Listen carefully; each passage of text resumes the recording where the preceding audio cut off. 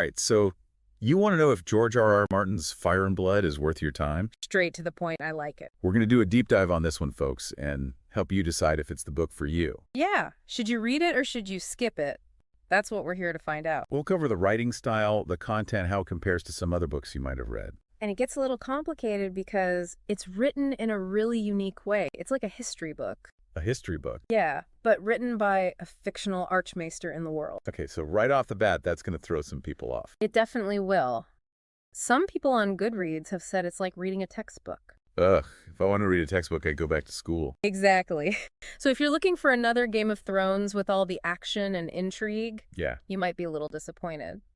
So more Silmarillion than Game of Thrones. Yeah, I think that's a pretty good comparison. They both chronicle these vast mythical histories. I get you. Lots of names, Yeah. lineages, events spanning centuries. But Fire and Blood zeroes in on the Targaryens, right? Precisely. About 150 years of their history leading up to Game of Thrones. Wow, 150 years. That's a lot of Targaryens. It is. We're talking everything from their conquest of Westeros to the family drama to their eventual downfall. I mean, with a scope like that, it's no wonder people are calling it dry. And the format doesn't help either. Like I said, it's presented as this historical account. By this Archmaester guy. Exactly. His name is Gyldayn, and he's piecing together this history from all these different sources. So like a historian, but in the world of Westeros. Exactly. Imagine like a really learned professor writing this grand history of the Targaryens. Okay, I can kind of picture that. But still, history, Hmm. even with dragons, doesn't exactly sound like a page-turner. Well, that's where things get interesting. You see, it's not just dates and battles. Ugh. Oh no, we get glimpses of court life rivalries, betrayals, Oh, juicy. even some pretty scandalous gossip Martin doesn't hold back. Really? Give me the good stuff. Well, let's just say the Targaryens had some interesting habits. Let's just say incest, power struggles, plenty of dragon fire. Okay, now you've got my attention. Incest, you say? What can I say? Those Targaryens like to keep it in the family. I know. But seriously, there's more to it than just the salacious stuff. I mean, how much can you really get out of a history book? Yeah. Even with all that dragon-fueled drama. That's where the format gets really interesting. Okay, how so? Remember, it's written from the perspective of this fictional scholar. Right, Gyldayn. Yeah, and he's relying on all these different accounts, often conflicting accounts. Oh, I see. So you, as the reader, you're forced to question what's true. Mm-hmm. What's exaggerated, what's outright propaganda. It becomes like a historical mystery. So it's not just laying out the facts, there's room for interpretation. Absolutely. Take the Dance of the Dragons, for example. To civil war with all the dragons. The big one. You've got two Targaryen factions vying for the Iron Throne. And Martin gives us multiple perspectives on this conflict. Different characters painting the key players as heroes or villains, depending on their allegiances. So you're saying history is rarely black and white. Exactly. And that's what makes Fire and Blood so compelling. It's not just about what happened, but how and why it's being told that way. Okay, I can see how that could be interesting. But also kind of mentally exhausting. Yeah, it can be. It's a dense book, lots of characters shifting alliances to keep track of. So even a seasoned Game of Thrones fan might need to refer to a family tree. Oh, yeah.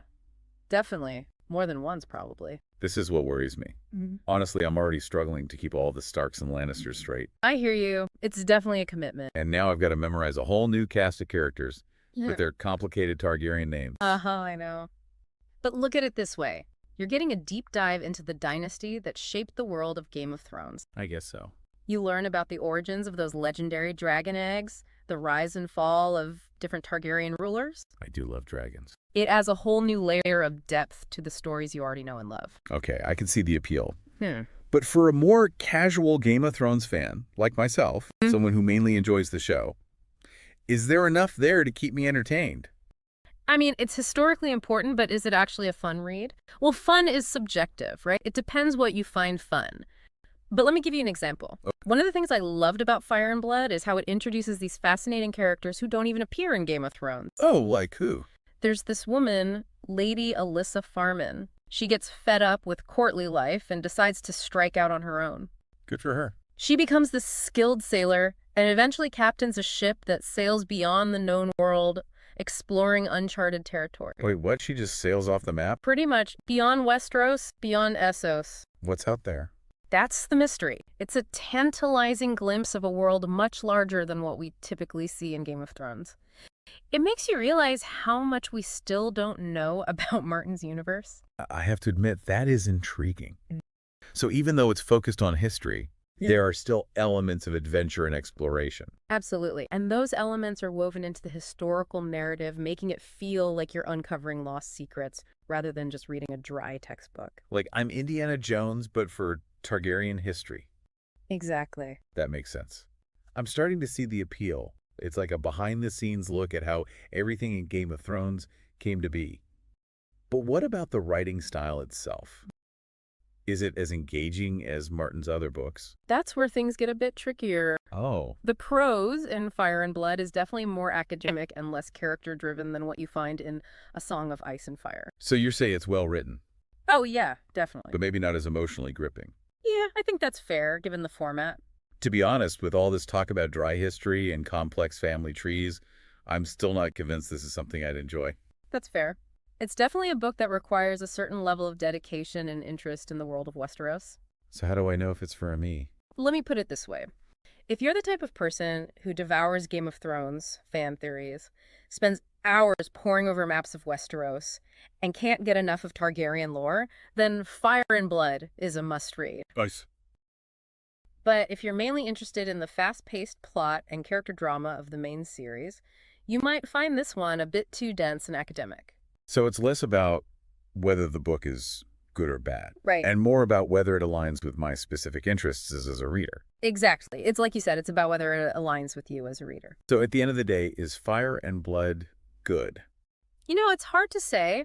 It's definitely well-written and meticulously researched, but it's not a traditional novel. It's more of a historical chronicle Oh, yeah. like we've been talking about. Then that can be a turnoff for some readers. Especially those looking for a fast-paced, exciting story. Exactly. If you're looking for the next Game of Thrones, Yeah. with all the twists and turns and shocking moments, All the battle. you might be disappointed with Fire and Blood. To be honest, I'm a little worried about the density of it. Mhm. You mentioned all the characters and the timelines. It's a lot to keep track of. It is.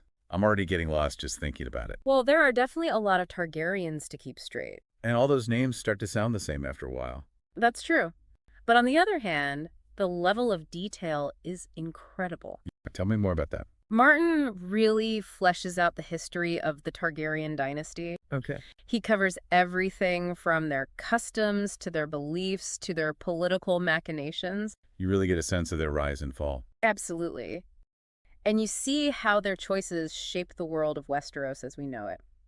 That does sound pretty interesting. And there are some genuinely exciting moments too, like the Dance of the Dragons. It's civil war with all the dragons? Exactly. It's a brutal conflict with huge implications for the future of Westeros. Okay, you've convinced me. I'm at least a little curious now. Great. I'm glad to hear it. So for those of us who are on the fence about Fire and Blood, what would you say are the biggest pros and cons? That's a good question. Well, I'd say the biggest pro is definitely the level of detail and world building. Okay. You get this incredible in-depth look at the history of Westeros and the Targaryen dynasty. And that's something you can't really get anywhere else. Exactly. It's essential reading for any die-hard Game of Thrones fan. But the cons? The biggest con is probably the pacing. It's definitely a slower read than Martin's novels. Right. It's more like reading a history book. Yeah. And there are times when it can feel a little dry or academic. And you have to be really invested in the world to get through it. Exactly. This isn't a book you can just skim through. You have to be willing to put in the time and effort. So it's not for the casual reader. Probably not. Yeah. But for those who are truly passionate about Game of Thrones, it's an absolute must-read. I think you've given us a lot to think about. I hope so. So ultimately, it sounds like Fire and Blood is a bit of a mixed bag. You could say that. It's got its strengths and weaknesses. It does. And whether or not you enjoy it really depends on your personal preferences as a reader. Exactly. So there you have it, folks. The verdict is still out. But hopefully this deep dive has given you a better understanding of what to expect from Fire and Blood. And maybe even convinced you to give it a try. It really comes down to what kind of reader you are. Right. So to wrap things up for us, Mhm. is Fire and Blood worth the read? If you're fascinated by the Targaryens, you love complex political intrigue, and you enjoy digging deep into historical details, Okay. then absolutely yes. But if you're looking for a fast-paced, character-driven story, you might want to stick with Martin's other novels. Fair enough. Yeah. But even if you decide to pass on Fire and Blood for now, I think this deep dive has given us all a better appreciation for the depth and complexity of Martin's world. Oh, absolutely. And like we were talking about earlier, it even hints at things that might be happening in the future of the Song of Ice and Fire saga. Right. You mentioned that character, Lady Alyssa Farman, who sails off to discover new lands beyond the known map. Exactly. It's like a whole other world out there just waiting to be explored. And could this unexplored territory be a hint of future stories in Martin's world? It's definitely possible Martin loves to plant seeds like that. And who knows, maybe we'll see Lady Alyssa again someday. That would be amazing. Well, folks, we'll leave you with that thought. Could this unexplored territory be a hint of what's to come? Only time will tell. Thanks for joining us for this deep dive into Fire and Blood. Until next time, happy reading.